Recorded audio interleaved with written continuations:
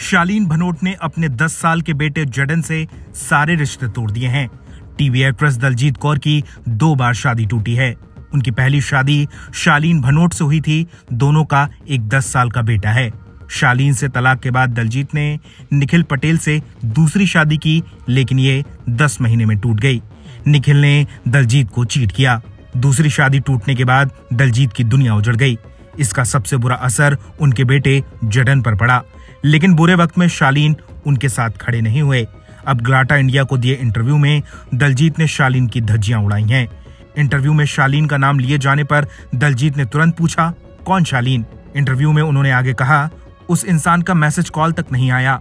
अच्छा होता अगर वो कुछ कहता, भले ही मुझे बोलता कि दूसरी शादी का तुम्हारा फैसला था, तुम देखो, लेकिन जडन का साथ देता।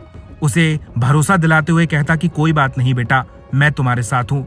मैं पुरानी सभी बातों को जिंदगी भर के लिए भुला देती, लेकिन अगर मेरी वजह से वो मेरे बेटे को इग्नोर कर रहा है, ये अच्छा नहीं है, क्योंकि वो 9 साल तक बेटे के टच में रहा था। अचानक से उसे बुरे वक्त में त्याग दिया। जडन शालीन के बारे में कभी कभी पूछता है कि उन्होंने कॉल या मैसेज किया आपको। शायद वो भी सोचता होगा कि ऐसा मुझसे क्या गलत हुआ जो उसके पापा साथ नहीं है। शालीन के लिए बोलने पर उसके प्यार का मैसेज आ जाता है, लेकिन मुझे कोई फर्क नहीं पड़ता। आपके अंदर ह्यूमैनिटी होनी चाहिए। मेरा बेटा ये डिजर्व नहीं करता। शालीन और दलजीत की शादी साल 2009 में हुई थी।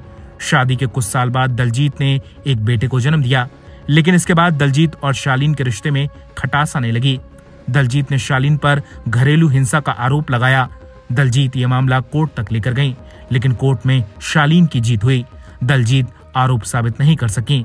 तलाक के बाद बच्चे की कस्टडी दलजीत को मिली।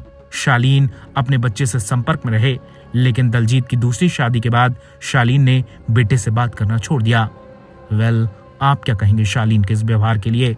अपनी राय हमें कमेंट में दीजिए और ज्यादा ऐसी अपडेट्स के लिए बॉलीवुड पे चर्चा को सब्सक्राइब कीजिए।